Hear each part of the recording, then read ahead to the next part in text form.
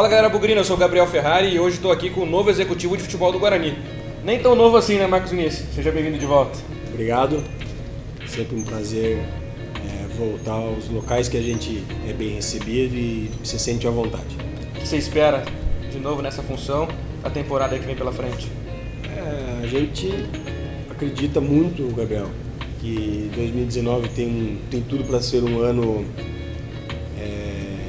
marcante na história do Guarani e que a gente definitivamente consiga se firmar novamente, retomar o seu lugar dentro do cenário do futebol brasileiro, fazendo um grande campeonato paulista e principalmente uma grande Série B.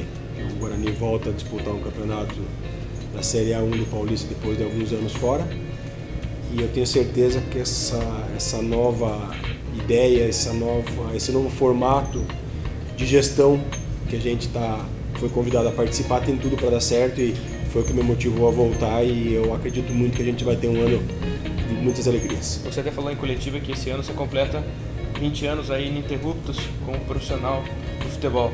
O que te motivou a voltar para o Guarani? Em 2019 eu completo 20 anos de futebol, esse ano 19 anos.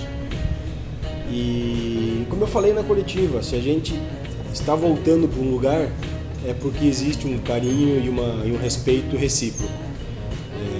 Prova que as portas ficaram abertas, tanto para minha volta para o Guarani, quanto eu me sinto muito à vontade em estar de volta aqui. Então, acho que as coisas se completam e a gente espera que o ano seja de muita alegria. Muita sorte. Muito obrigado. E que consiga conquistar nosso objetivo. Muito obrigado, contamos com o apoio do torcedor. Nos prestigie, nos dê esse voto de confiança que a gente acredita que tudo vai dar certo. É isso aí, galera. Marcos Vinícius, nosso novo executivo de futebol. E para ficar por dentro de tudo que a gente faz aqui no canal, se inscreva e ative as notificações. Valeu!